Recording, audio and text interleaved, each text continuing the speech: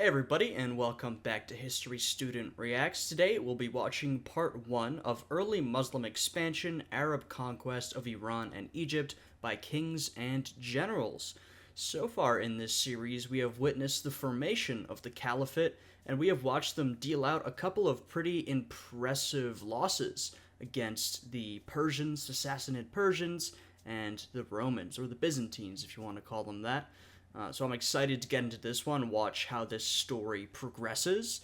If you guys end up enjoying this reaction, I'd appreciate it if you would check out my Patreon, which is linked down below. And without any further ado, let's jump into this video.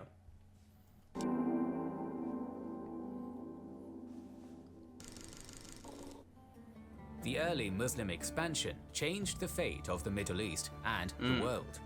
In our first... This is very true. This would be an extremely consequential event, though you may not have realized it at the time. I mean, we saw the Battle of Yarmouk. That was a pretty bad defeat for the Romans, but if you'd asked a Roman at that point, they probably wouldn't have said, yeah, this will be a major blow to our empire that will eventually cause the collapse of our empire hundreds of years later. I mean, the Romans will eventually be taken over by the Ottoman Turks, Muslims. You know, they will be conquered by a Muslim empire. Not the Muslim empire that's forming right now, but, of course, all of these Muslim empires are descendants of the first. So this is far more consequential than anybody could have realized at the time. Season, we've covered the very early campaigns, mostly led by Khalid ibn al-Walid in Iraq and Syria. This second documentary will describe the Arab incursions into Anatolia, Egypt, Iran, and North Africa, showing how the Rashidun Caliphate became the dominant power in the wider region. These long videos are extremely time-consuming and difficult to make. Yeah, so we're kind of seeing the Rashidun Caliphate expanding outwards from where they began, because even last time when we saw them have some pretty impressive victories, they didn't necessarily get too deep into other territories. But now, you know, they're going to be in Anatolia. That is the heartland of the Byzantine Empire. So consider liking, commenting, and sharing. I remember getting on the internet for the first time in 1996, and there were... Yeah, so shout out to Kings and Generals for making such fantastic videos. Please go and check out this video, which is linked down below. Go give them a like, and please go check out their sponsor and show them some support. Code Kings and Generals. It is probably a good idea to start our video with the description of the early Muslim army. From Ajnadain in 634 to Alexandria in 641, Islamic armies of seemingly minuscule size picked apart the veteran armies of two separate massive empires in battle after battle. True. The question remains, how did these earliest Muslim soldiers fight? And oh, this is great, because we really jumped pretty quickly into the action last time, and we saw the monumental successes of the Muslim forces, so I'm really curious to see, you know, the composition of these forces, why they were so successful, their strategies. I mean, we gotta look at that during the battles last time. Obviously, we picked up on a lot of that, but I'm excited to get sort of more in-depth. how did they forge the caliphate with such speed? Akin to most other regions and centers of civilization within the ancient and medieval world, Arabia was a violent place in its own unique fashion. Far from being comparable to the large hegemonic empires which bordered and often puppeteered its many tribes to further their own agendas pre-conquest, the barren desert of the Arabian Peninsula and most of its people are more accurately balanced against the fearsome nomadic folk of the Great Eurasian Steppe. Fighting against rival tribes and defending one's own kin from attack was a central part of life, a fact which played a key role in creating the local culture. Motivated in part by vicious terrain that was untenable to larger military campaigns. And, I mean, we saw that the Sassanids or the Romans would sometimes ally with many of these tribes, the most prominent being, say, the Ghassanids or the Lakhmids, as we can see up in the northern corners of the region. But yeah, there was a lot of nomadic tribes, a lot of warfare, pretty constant fighting and conflict. and a lot of, like I said, nomadic tribes moving around. Not a lot of bases of power being built, at least not ones that would compete with the Sassanids or the Eastern Roman Empire. As they mentioned, even a powerful tribe would probably be an ally or a puppet to one of those two great empires. The dominant tactic was the so-called razzia, a raiding expedition designed to plunder, pillage, and take slaves. Such a wealth of common martial experience meant that most Bedouin Arabs were, especially compared to the agriculturalists and urban citizens of the Near East, a veteran military population. This pre-Islam.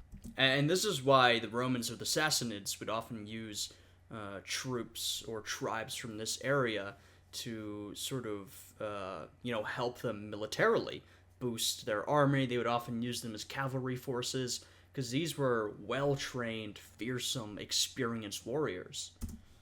Tribal society provided a solid foundation for the development of a conquest army. But until the Prophet's lifetime, and possibly afterwards as well, there was no army as such. With very few exceptions, every single adult male in Bedouin life was a warrior, compensated for their endeavors with booty, honor, or the defense of their own kin group from enemies who were attempting to do the same. Yeah. With the advent of Islam, leadership of Muhammad, and the subsequent unification of the Arabian Peninsula under the first Rashidun Caliph, its weapon-rich cities and Bedouin-inhabited hinterland alike came under one rule, and I guess this makes a lot of sense when we're thinking about the question of how did the Caliphate expand so quickly and see so much military success against its neighbors, because it was really fast. It was an extraordinary process.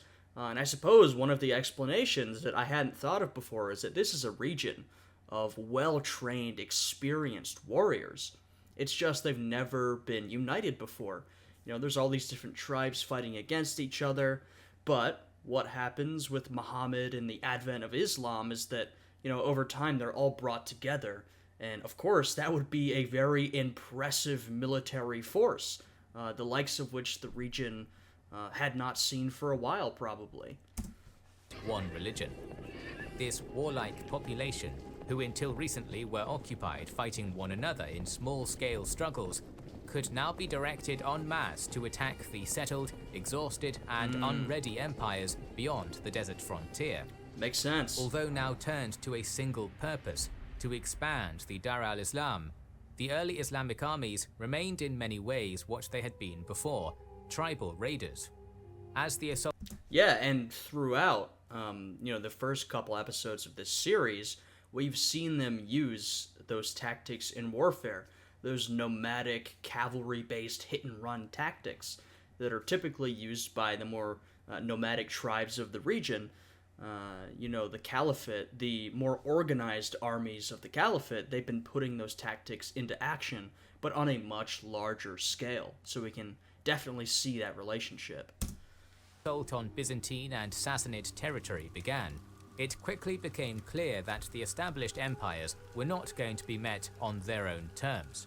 It was to be a mobile war of razzia, which the two emperors and their armies, each bent towards attacking the other, simply could not match.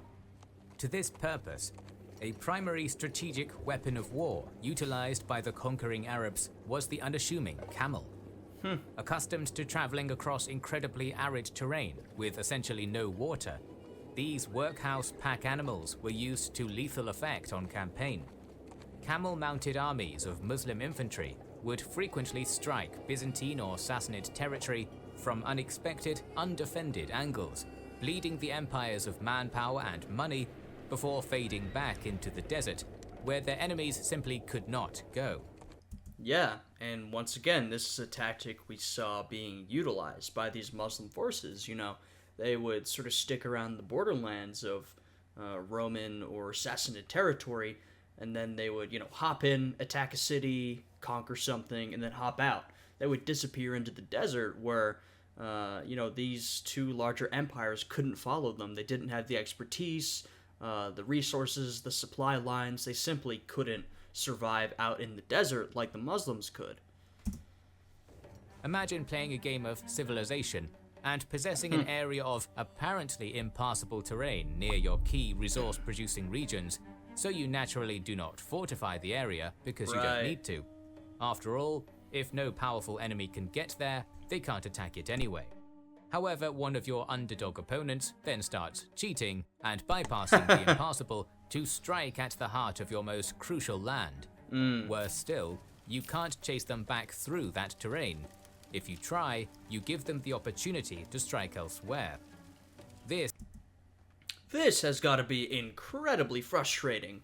But once again, this is sort of in the nature of warfare between a large, powerful, sedentary empire and a less powerful, more mobile, nomadic opponent. You know, it's not like this hadn't been seen before. I mean, the Byzantines and the Sassanids had been facing these sort of raids for a while, both from Arab tribes and other tribes throughout their empire. It's just, of course, that the Muslims really organized it and did it at a level more successful than ever before. This is what the established empires must have felt when the Muslims started attacking. Khalid ibn al-Walid, arguably the greatest early Muslim general, exploited this prodigious mobility to frustrate and exhaust a Sassanid imperial army in what is perhaps the greatest example of its use.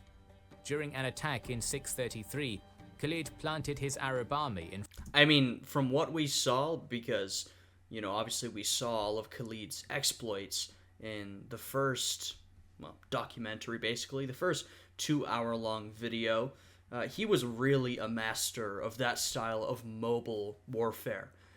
He used that maneuverability to his own advantage many times over, and he used it to absolutely decimate his opponents. In front of Hufeir and tempted Persian general Hormuz, then stationed at Kazima, to approach him. His heavily armored force embarked on a tiring march to do so.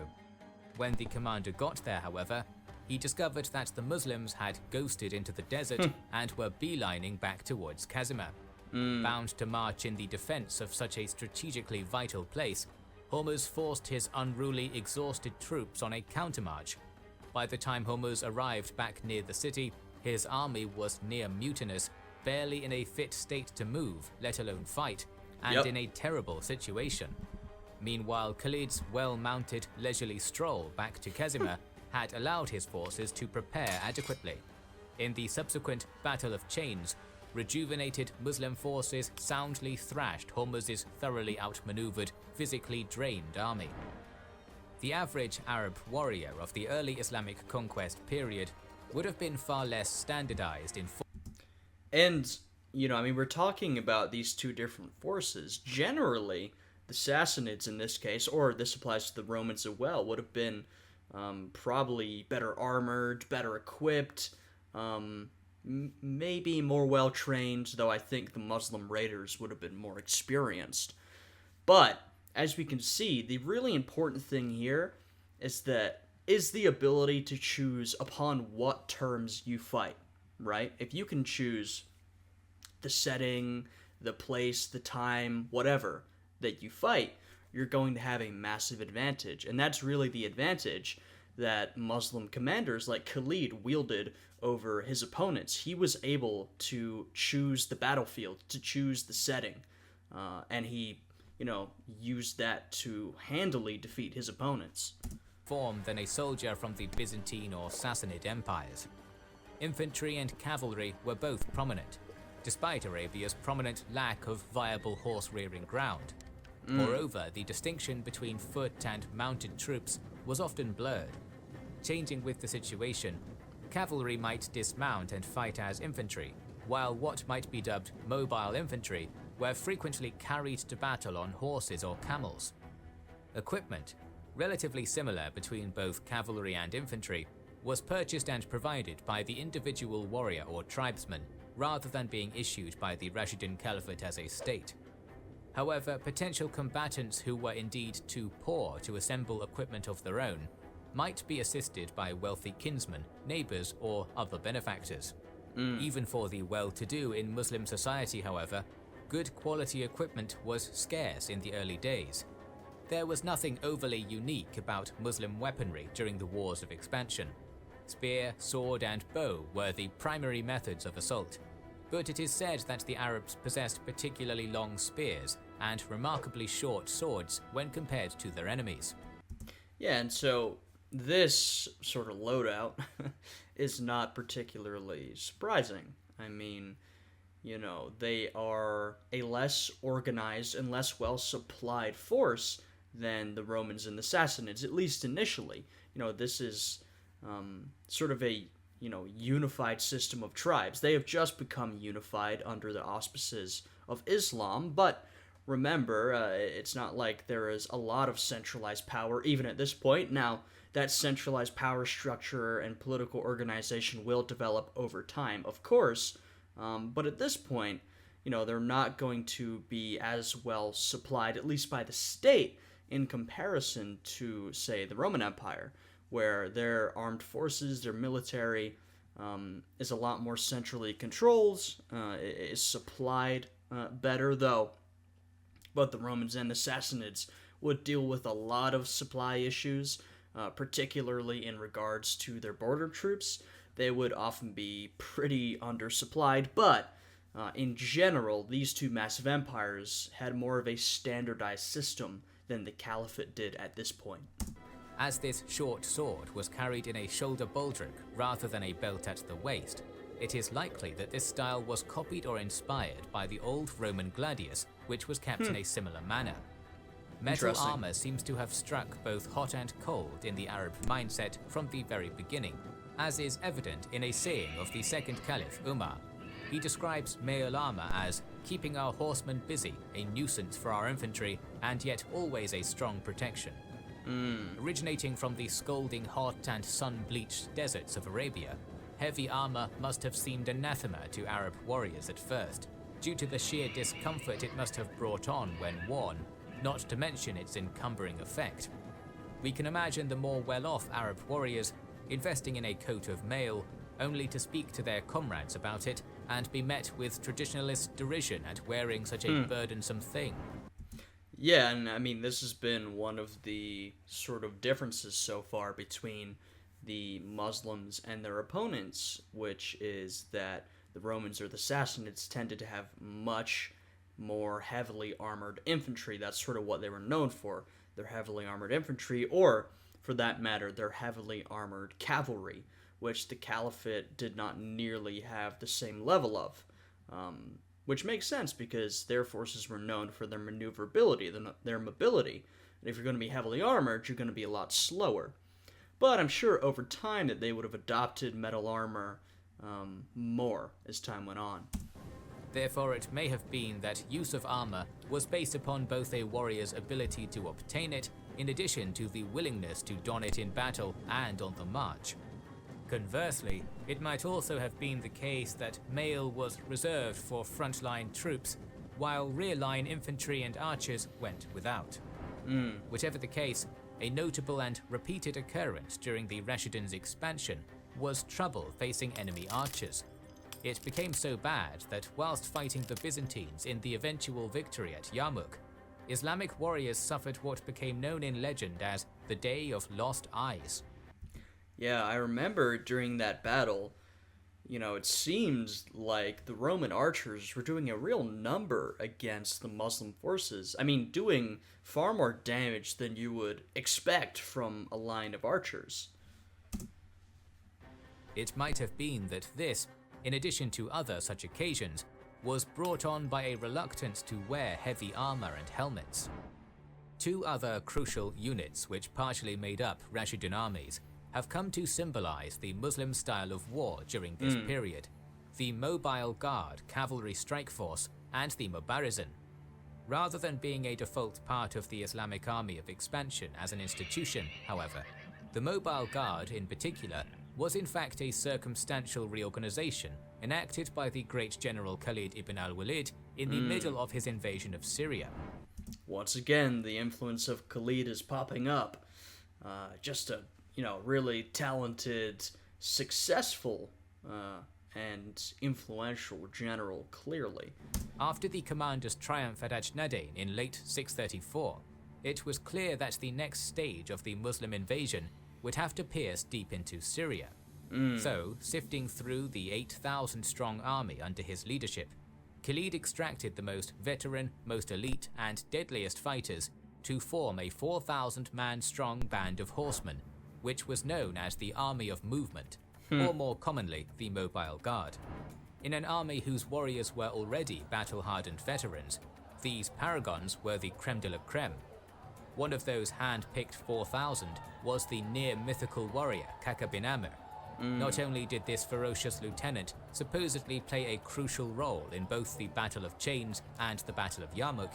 Well, and I mean, we saw in the Battle of Yarmouk, really the only thing that was not only keeping the Muslim forces afloat, but the thing that really contributed to their victory was Khalid's ability to use his mobile cavalry force to sort of plug holes that needed to be plugged or go on the offensive when he needed to go on the offensive.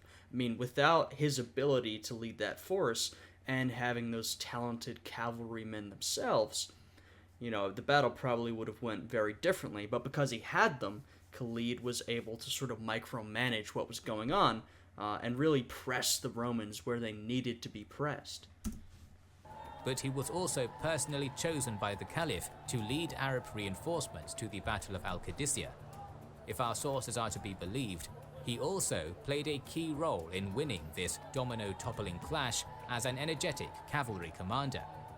That was the sheer quality of soldiers assembled together in Khalid's elite unit. As a coherent and unified force, the Mobile Guard was frequently used by the legendary Sword of Allah as a lethal mounted reserve, which could be used whenever it was seen fit. I mean, this is exactly what I was just talking about in reference to the Battle of Yarmouk.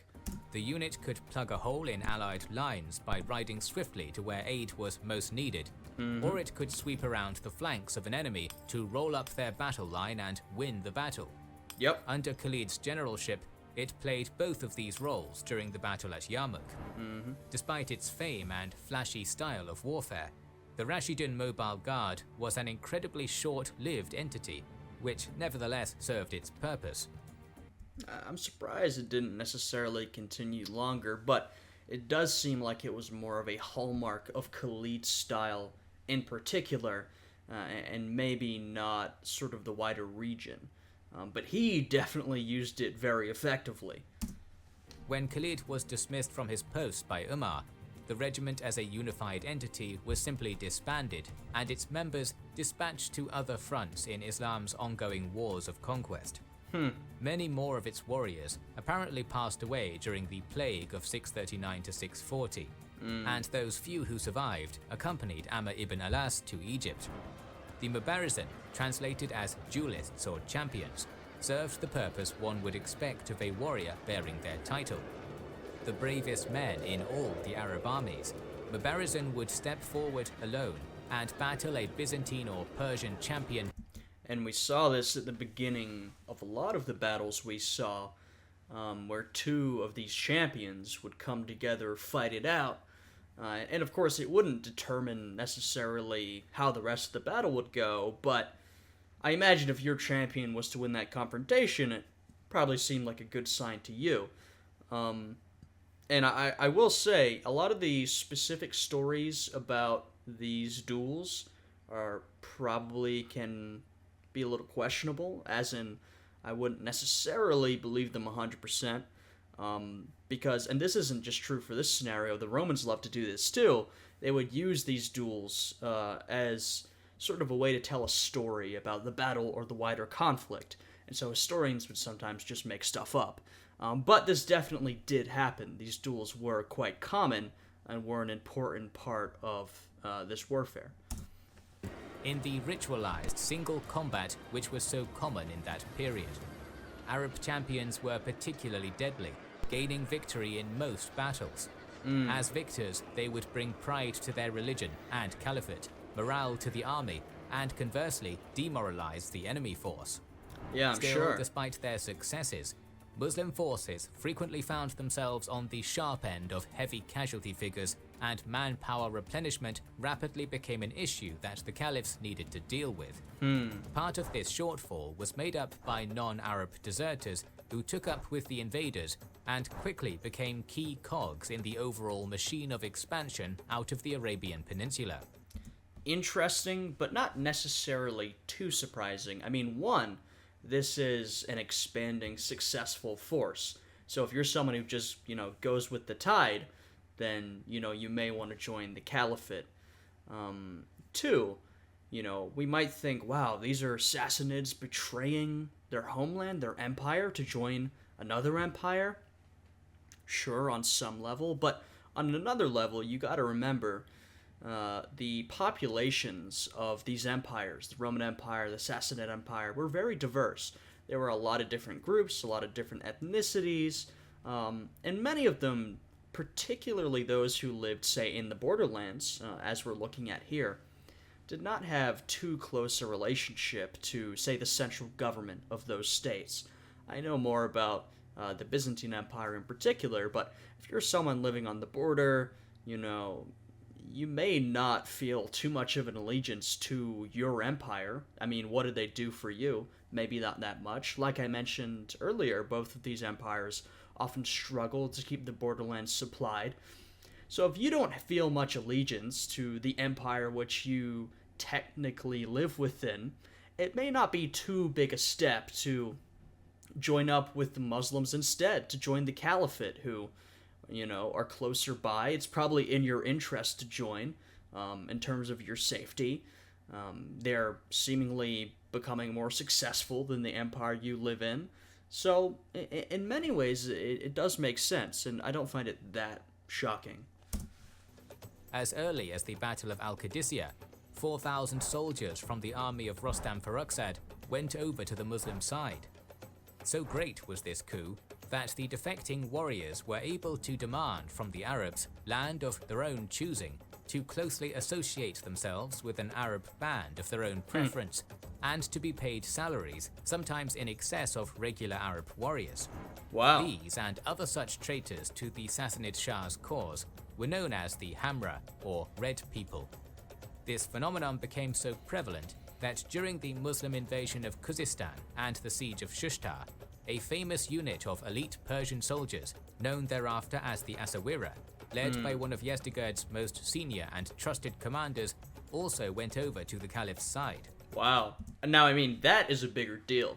That's not just some random villagers living along the border. I mean, that is a regiment of well-trained men led by, a trusted confidant.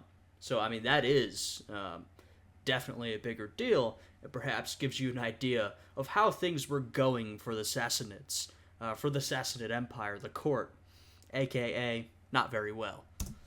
Not only did these most capable of soldiers convert to the new and rising religion of Islam, but they were given in exchange the highest possible level of pay, dwellings in the new town of Basra, and a position of honor within the Bani Tamim tribe.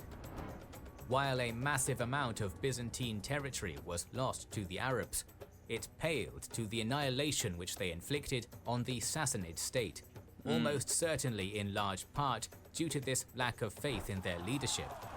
Persian civilians and soldiers alike seemed all too eager to defect and join the invaders at the slightest opportunity, perhaps due to instability within the royal house, weakness of leadership, or oppressive taxes. Conversely, I mean, yeah, it seems like not only did these people not feel much allegiance to the Sassanid court, but perhaps they were actively frustrated with it, or they actively opposed it, and so joining up with the Muslim cause was a way to sort of fight back.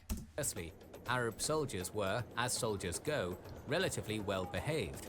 Atrocities still no doubt occurred in great quantities, as they do in the vast majority of military conflicts. Yeah. However, Islamic rules about military conduct, known as siyar, mandated that some sense of civilization remained even at the darkest points of war. Enemy envoys were to be safeguarded and inviolate. Non-combatant civilians were to be treated as neutral parties, and truces were to be accepted wherever possible. And I mean, of course, you can never fully control a force of fighters, a force of warriors. There's always going to be some level of atrocities. I mean, at least most of the time. But, I can imagine that a force like this united by religion. I mean, of course, some of these warriors are going to be more opportunists, or they're going to join for political reasons or whatever. But generally, a force like this united generally by religion would probably have sort of a stronger moral code, or at least an ability to follow the same moral code better than a lot of other forces, I would imagine. Do not kill women or children, or an aged infirm person, once proclaimed Caliph Abu Bakr. Do not cut down fruit-bearing trees. Do not destroy an inhabited place. Do not slaughter sheep or camels except for food. Do not burn bees, and do not scatter them. Do not steal from the booty, and do not be cowardly. This kind of attitude, which ideally would result in minimal damage to enemy civilian occupations and populations, is likely to have garnered the invading Arabs incredible favor. Yeah, and if you also think about it from that perspective, I mean, if your goal is to sort of spread Islam, then, I mean, it would make sense that you'd want to behave as favorably as possible to civilian populations in enemy territory, because those civilian populations could be potential converts. They could join the cause. And so instead of burning down their cities and massacring them and destroying their crops, which I'm sure some of that was done, but by largely avoiding that, you're going to win far more converts to your cause. You're going to spread your empire, spread your message, spread your religion. I mean, that's exactly the goal that they were going for. In the previous season, we covered the first stages of the Muslim conquest of the Middle East. It started in 633 with the campaign in Mesopotamia against the Sassanid Empire, led by the general of the Rashidun Caliphate, Khalid ibn al-Walid. After a string of victories that brought him to the border of the Eastern Roman Empire, Khalid entered Syria and again won a number of decisive battles, culminating at the Battle of Yarmouk, which put most of the region under the control of the Caliphate. In southern Mesopotamia, though, the Sassanid Empire attempted a counterattack, which led to the Battle of Al-Qadisiyah. After the battle, that continued for days, the Muslim army, commanded by Sa'd ibn Abi Waqqas, defeated Rostam's Sassanid force. Yeah, it kind of seemed a little allegorical to Yarmouk. They seemed like a similar situation. Both battles were absolute slogs that lasted for days on end, with pretty disastrous casualty numbers, but the Muslims managed to pull out a victory, which was pretty disastrous for, in the case of Yarmouk, the Romans, and in the other battle, for the Sassanids. Although, of course, the Sassanids would completely crumble far before the Roman Empire would, so perhaps, this battle was far more disastrous for them than Yarmouk was for the Romans. Amidst the slaughter and unfolding catastrophe at Qadisiyah, the commander of the Persian center-right, Jalinus, assumed leadership of the imperial army's remnant and set about saving what forces he could. Assembling a small elite strike force, he thrust towards the Al-Atiq Dam and drove a unit of Muslim troops away before forming a perimeter and holding it. Okay. As Sassanid stragglers withdrew across the dam wall to the other side, Jalinus... Alright, it looks like we're jumping right back into the action. I will say I really enjoyed the description and the sort of explanatory section at the beginning of this video. It was really nice to get sort of a recap along with more of a deep dive on the Muslim forces, a look at why they were so successful, their goals, how they behaved. That was really great. And now it looks like we're, picking up where we left off. The Sassanids have just been trounced by their Muslim counterparts, and now they're trying to do whatever they can to survive and protect the empire. bravely repelled many attacks from the Muslims and managed to see most of the remaining troops to safety, but it was still a painfully small number. When the last of them were on the canal's far side, Jalinus had the dam destroyed and began hastily pulling his men upstream to Najaf before the victors fully turned on him. Unwilling, however, to give the foe any breathing room, Sa'd ibn Abi Waqqas dispatched Kaka and Shirabil to hunt down scattered Persian units, while Smart. cavalry commander Zura bin al-Hawiyah was sent after Jalinus with 300 elite Arab horsemen.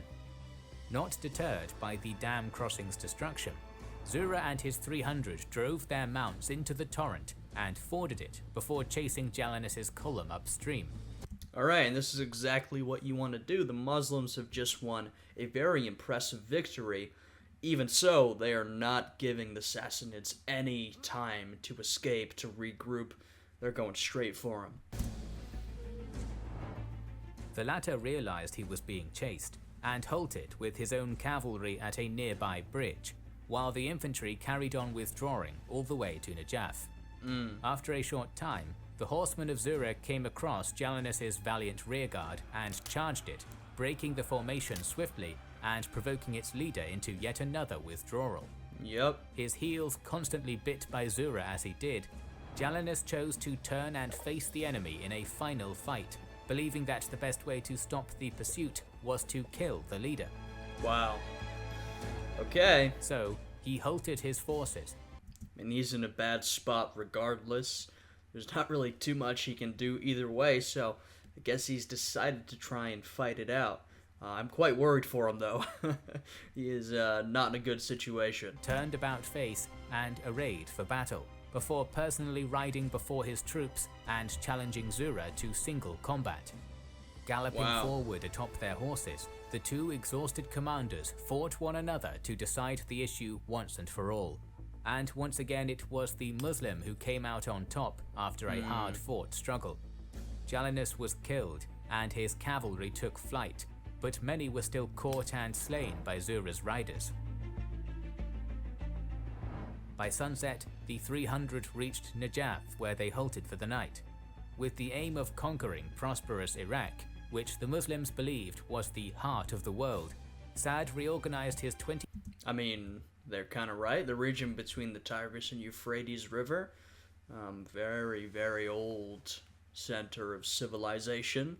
So, in a way, you could call it the heart of the world. 3,000 troops into 5 marching corps, with Zura retaining his advance guard position. 2 weeks after Qadisiyah, he was quickly joined at Najaf by the remainder of the army and given the order to cross the Euphrates. It does kind of seem like we're dealing with a bigger scale here. I remember when Khalid was facing the Sassanids, he had a fair number of men, but it was primarily one force led by him sort of hopping around. And now, we have several Muslim forces. I'm not sure what size they are, but several Muslim forces operating in conjunction with each other. The stakes have definitely been raised, but that's also true for the Sassanids, who are becoming really shaky at this point. I mean, their entire empire, their capital, is at risk. Incoming Sassanid reinforcements under Nakirjan arrived in the area soon after, having been initially bound for Rostam's now broken force. Hearing of the defeat, the reinforcement group halted east of the Euphrates and waited for new orders from Ctesiphon, which came in the form of Firzan, a general tasked by Emperor Yezdegerd with preventing or delaying the seemingly unstoppable advance of the Muslims. Good luck. When Firzan appraised the situation, he decided that his army of fresh and recently defeated forces under his command wouldn't be enough to throw the Arabs back. So he instead prepares defensive actions at a series of defensible locations and cities on the road to the Persian capital. Yeah, I guess really the only thing the Sassanids can do at this point is act defensively. That's probably in their best interest, given they're a more sedentary and well-defended empire than their opponents. They should try and use their walled cities to their advantage. It's probably better than squaring up with the Muslim forces on the field, where they'll probably be defeated handily again.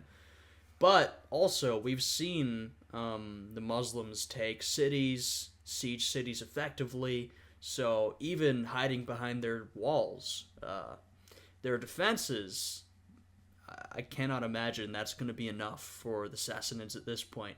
I think they are in serious trouble. So that the great city would have time to fortify. As his first move, Firzan ordered the governor of Burz, Bospura, to hold his branch of the Euphrates and gave him some troops to help with the task, while the general and his main army started massing near Babylon. When Zura's advance guard neared Burz, the city's governor rode out to meet him. In a short battle, the holding force of Sassanid troops was routed and Bospura severely wounded. During the flight, he died from his wounds. Bad Following start. his defeat, the new local leader made peace with the caliphate, agreeing to provide information and logistical assistance. Yeah, I mean, that's probably more in his interest than fighting, to be honest. He can provide some safety for himself and his city in exchange for turning against his emperor. I mean, you know, no loyalty to the emperor, clearly, but also it's probably in his interest to make peace and get on with it, since, I mean, he's right, and the Muslims are going to be the rulers of this area in not that long.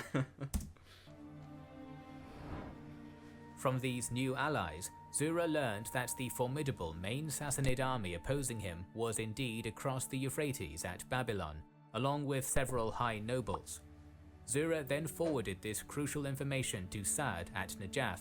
I'm curious what the Sassanids have left at this point in terms of manpower and leadership, given that they faced one serious defeat, but even before that, they faced a series of defeats against the Muslims. They have, I would think, been weakened pretty substantially, so I'm curious what they have left.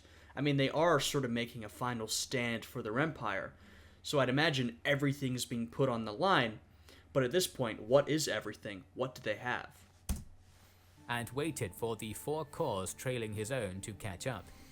When they did, the Muslims advanced on Babylon in strength, and at some point in December 636, met Firzan along the riverbank and crushed his army in a brief but harsh battle. Damn. One of the defeated generals, Hormuzan, fled south with his contingent to his domain in Awaz, while Firzan and the remainder withdrew north in good order, leaving garrisons at Sura and Dirkab along the way. Zura again set off in hot pursuit, and, despite fierce resistance from the defensive Sassanid armies in his way, managed to defeat them at Sura, Dirkab, and Kusa. Damn, that's what I'm saying. I mean, the Sassanids are playing defensively, which is probably their best move, but the forces of the Caliphate just seem unstoppable. I mean, honestly, you put anything in their way, they just crush it and keep moving ahead. I don't even know what the Sassanids can do at this point. On his relentless drive to Ctesiphon. By early January of 637, the Muslim leader neared Vologeser-Kerta, just one of the cities which made up larger Ctesiphon, where he was again rejoined by the bulk of his army. To the desert-dwelling Arabs, whose largest urban centers were but a fraction of the size, the Persian capital was unlike anything most of them had ever witnessed in their lives. Yeah, I didn't think about that, but this must be an extremely impressive center of civilization. I mean, Ctesiphon, to my understanding, was quite an impressive city. I mean, it is the capital of the Sassanid Empire, who is rivaled at this point only by the Byzantines or the Romans in terms of their magnificence, wealth, power, influence. I mean, this Ctesiphon, it's a serious center of wealth, of culture. So yeah, it would be a really impressive sight for many of these Arab warriors who spent most of their lives among more nomadic communities. They maybe haven't seen a lot of big cities, big settlements, except the ones they've been seeing in Roman and Sassanid territory. More than just a single city, Ctesiphon had in fact grown to encompass about 7 grandiose population centers, which had been constructed and assimilated over the centuries, forming a true metropolis. Because of its unique nature, the Persian heartland was dubbed Madain, or the cities in Arabic. On the Tigris's western bank stood Seleucia, Vologeser-Kerta, and Ver Ardashir, while Ctesiphon proper and a number of peripheral hubs were to the east. Yeah, it's a really interesting setup. I wonder how exactly it looked on the ground, because on that map it's presented as several completely separate centers with their own walls. I presume they were more connected than that. There was probably a lot of infrastructure and buildings between them. But it is interesting that it sort of developed in that way instead of sort of Ctesiphon proper just expanding and incorporating everything in a more homogeneous manner. Though, of course, I know very little about Ctesiphon, its setup, its infrastructure, so yeah. Perhaps the most majestic sight for those approaching Arabs during 637 would have been the 40-meter tall Arch of Khosrow, an architectural marvel unique in the world at the time. Named after Khosrow, who I don't know too much about, but who was a very impressive Persian leader to my understanding. Quite a capable, statesman and warrior. Although Firzan hadn't managed to stop the Muslim advance, his delaying action had worked, and now the entire western portion of Yezdegerd's imperial capital was fortified with a deep ditch with manned positions at regular intervals. The Sassanid Shah and his advisors also massed a number of ballistae and catapults in the bounds of Ver Ardashir, which, as the closest sub-city to Ctesiphon proper, was the focus of their defensive efforts. Alright, we'll see if Ctesiphon is able to survive, because, if we look at the Sassanid counterpart, the Roman Empire, to be honest with you, kind of the only reason that the Byzantine Empire was able to survive for so long, I mean, there were many reasons, but one of those reasons was the impenetrability of Constantinople. Obviously, it would eventually fall, but for a very long time, that city seemed completely impenetrable. I mean, no one could get through its walls, and it was really the center of the empire. And if they managed to hold on to that, then the empire would survive. Like I said, of course, eventually it was taken, but, it did allow the empire to survive for, far longer than the Sassanids would survive. Zura ordered an attack on Madain shortly after his arrival, but Yezdegerd's artillery began launching bolts and throwing giant stones out of Ver Ardashir and into the Muslim ranks, causing severe losses and forcing Zura's forces to retreat out of range. Unable to reply in kind, he sent scouting parties to probe and find a way inside, but everywhere they came across the Persians' defensive trench and were unable to breach it. Saad arrived at this point and assumed command, swiftly deciding that there was little point wasting his warriors in careless assaults against such strong defenses. So instead he established a blockade around all of Madain west of the Tigris. Smart. He's going for some more traditional siege tactics, because this does seem to be a pretty well-defended city, a pretty well-defended position. So I'm curious to see what exactly the Muslims are going to do to counter this, because we've seen them siege cities before and attack cities successfully, but of course they're typically not set up for that. They're much better at these hit-and-run tactics against enemies in an open field, but they have been getting better and better at this style of warfare. And settled his forces down for a long siege. However, Saad wasn't content to sit and wait for victory, taking all measures he thought possible to secure a faster surrender of the unbelievers, primarily by scything away at the Western Bastion's food supplies. To do this, he had his sub-commanders conduct raids on the neighboring hinterland, seizing cattle and sheep for the Muslims' own use, whilst also sapping the enemy's resources by preventing supplies from reaching Ver Ardashir. In the process of doing so, Arab cavalry seized thousands of farmers as prisoners of war, who, upon the intercession of a regional leader who had submitted, were freed upon agreeing to pay the jizya tax. In addition, security for their lives and possessions were guaranteed, an act which won the Muslim invaders considerable goodwill with the locals. Yeah, it's a good move.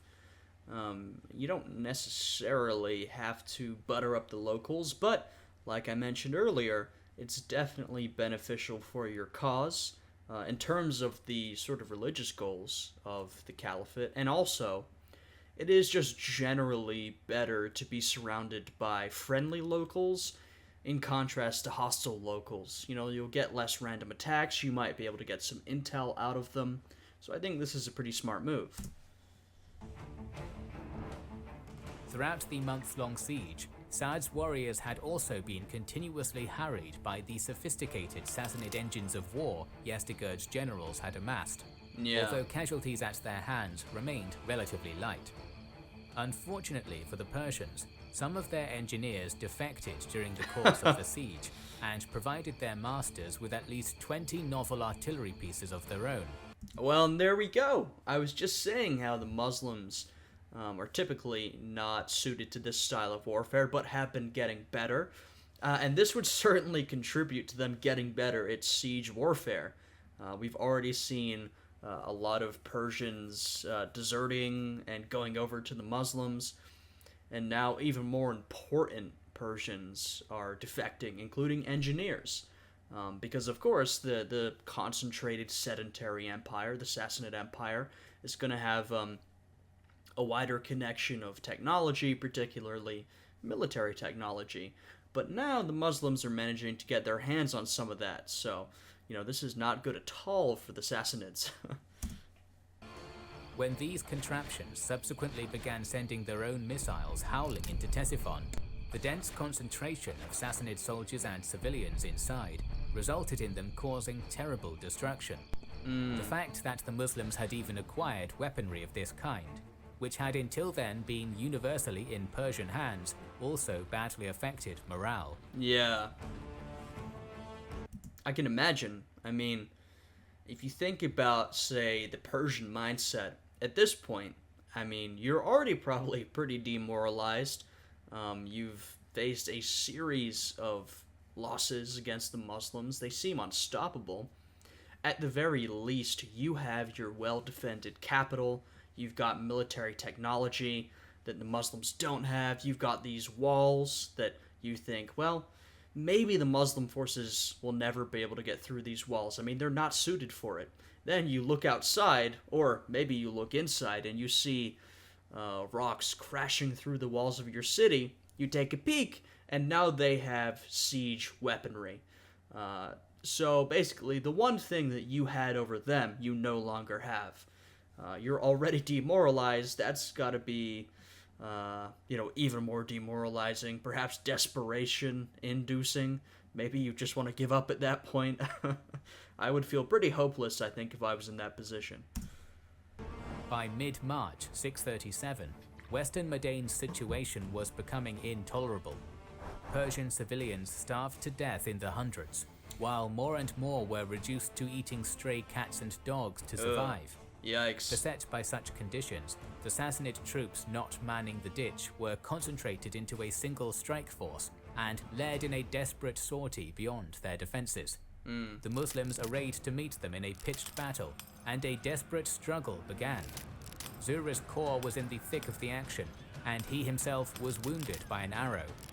Despite his injury, the valiant Bani Tamim chief led a counterattack and personally slew the Persian strike force commander, after which the defenders withdrew behind their ditch. The savage fighting to repulse the Persian attack was followed by a few hours of eerie calm, during which a Sassanid officer approached the Muslims with an offer. Each belligerent would retain whatever territory they had captured on their respective sides of the Tigris. However, these conditions were declined with the reply, "There can never be peace between us until we get the honey out of the lemons of Kusa." When these peace overtures were rejected, Yeah, I mean, at this point, what incentive do the Muslims have to accept this peace offer? You know, they have been unstoppable up until this point. And the Sassanids, who obviously haven't wanted to make peace before, are now saying, well, you can keep some of your conquests. At this point, if you're one of the Muslim commanders, you're saying, not a chance. we're going to take your entire empire. You don't stand a chance. We're not taking this offer at this point. We could just take everything. And I reckon that's what they're going to do. The Persian forces in Ardashir quietly withdrew from their positions and pulled back across the Tigris. Western Ctesiphon was now under Muslim control. Yezdegerd III also sent his family, retainers and treasury ahead to Hulwan, where the emperor intended to move his court if the great capital fell. Although behaving as if defeat was already inevitable, from his seat in the White Palace, Yezdegerd appointed Rostam's brother, Kurazad, and Miran to command the defense of the eastern city. These generals promptly redeployed their remaining forces on the eastern bank and waited for the besiegers' next move.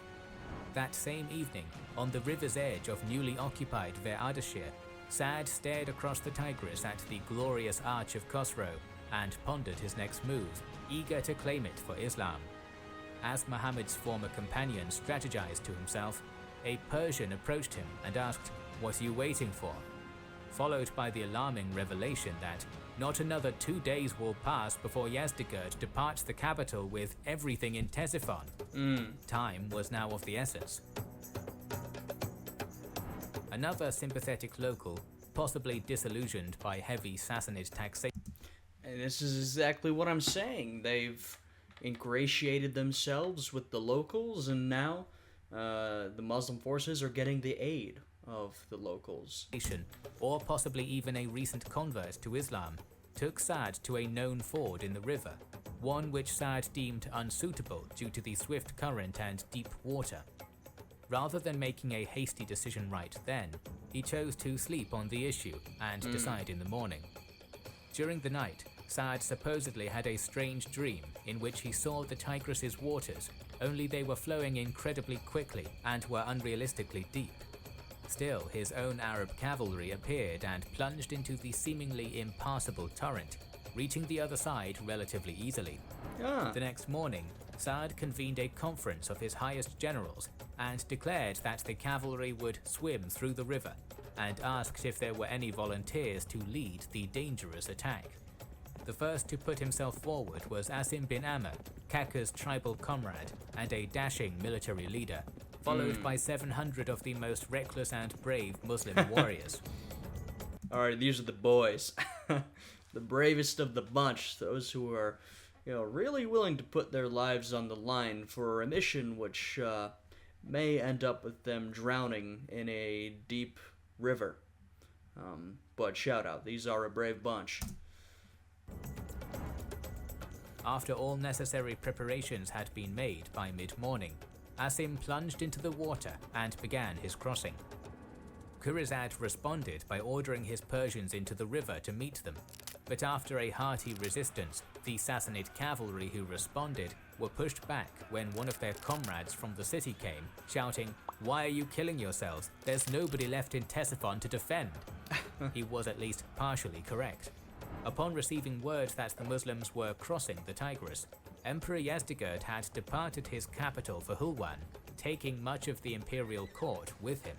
Damn. After their resistance faltered, most of the army defending the city followed suit, save for a Sassanid regiment fortified in the White Palace. On the Tigris, Saad took the opportunity Asim's lance-like advance had given him and began ferrying the rest of his warriors across to the beachhead, not without danger of succumbing to the raging waters.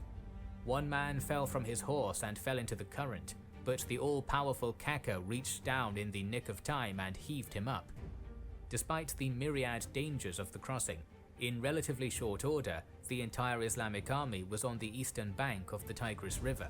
The moment Saad himself landed, he ordered Asim and Kaka to move on the core of Ctesiphon, in the process of which they encountered token resistance, but this was quickly dealt with. Seems like it was basically already over. The Sassanids had realized that, they had realized that it was also over, at least protecting their capital. They just could not do it. And this is what's happening now. The Muslims found their final opposition in the White Palace. but chose to deal with it by sending forward yet another companion of Muhammad, Salman. A Persian by birth, he had converted to Islam after meeting the Prophet in Arabia, and now Hey, one of the OGs. It's honestly remarkable that, I mean, when you think about it, we're not that far past Muhammad at this point, though it is just crazy to think that, you know, some of these guys knew Muhammad. They were one of his original companions. So they can literally talk about their personal experience with the Prophet Muhammad. That's pretty remarkable. his heritage proved a crucial boon. "I am actually one of you, I feel for you," he said upon meeting the defenders, and outlined the usual three choices: jizya, conversion, or death. After a short negotiation, the hopeless palace troops accepted the Islamic tax and surrendered. Yeah, probably better that way, you know. Your other option is you're probably going to be massacred in a desperate and fruitless attempt to defend an empty capital. Jewel of the Sassanid imperial superpower for over 4 centuries, Wow. was now in Arab hands, a people who had been a mere afterthought only years earlier. I mean, it's honestly remarkable. You know, it will take hundreds more years, almost 1,000 years. We're talking roughly 800 more years for the Roman Empire to eventually fall. It will be eaten away at and, you know, shrunk slowly, gradually over the years, partially due to the efforts of several Muslim empires, partially due to other aggressive neighbors. But for the Sassanids, the caliphate rises, and very shortly afterwards, their capital has been taken. You know, that did not take long at all. Separate columns of Arab riders under Zura and Kaka galloped forth from the captured city almost immediately, moving in different directions in pursuit of their enemy. The spoils were plenty. For example, 11 priceless suits of armor and swords which belonged to Heraclius of the Byzantine Empire, Oh, the wow. Turkish Khagan, and other world leaders. It's pretty Other impressive. treasures now in Saad's hands included gold, jewels, and imperial regalia. It might be more impressive if the Muslims had not already dealt Heraclius a pretty decisive blow at the Battle of Yarmouk. You know, they find some of his stuff and they're like, we already beat that guy, not a big deal. With the Sassanid capital had come the empire's boundless wealth, and also the first major mass conversions of Persians to Islam. Salman the Persian in particular played a role in this religious change, preaching to Interesting. his countrymen the values and beliefs of the new faith. Although Ctesiphon and all the Sawad was lost to the House of Sassan, the Persians' resistance to their conquest by the Muslims would continue in the old heartland beyond the Zagros. Alright, so we are going to end it there because we do have to end it eventually. So I'm going to react to this very long 2.5-hour video in 5 parts. This is the first part. I really enjoyed this one, actually. You know, I really liked the section at the beginning where they gave us a little more detail on the Muslim forces and why they were successful. And we have basically seen the collapse of the Sassanid Empire now. Pretty remarkable. I feel like I already said my piece. You know, it's the rise of the Muslim Caliphate. Very shortly led to the demise of the Sassanids. Like I said, it would take the Byzantines a lot longer to fall. A lot longer. So yeah, that was really, that was a good one. I'm excited to continue. If you guys enjoyed this one, I'd appreciate it if you would leave a like, subscribe to the channel, and check out the Patreon, which is linked down below.